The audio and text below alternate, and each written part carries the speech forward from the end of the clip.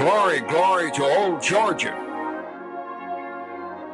Heroes have graced the field before you, men with hearts, bodies, and minds of which the entire Bulldog Nation can be justifiably proud.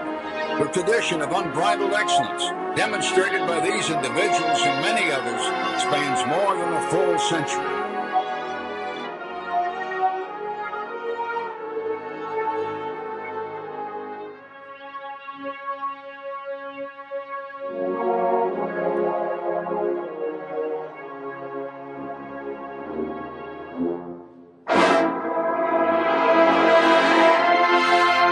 And now a new breed of Bulldogs stands ready to take the field of battle, to assume the reins of their Georgia forebears and continue that tradition, understanding that there is no tradition more worthy of envy, no institution worthy of such loyalty as the University of Georgia.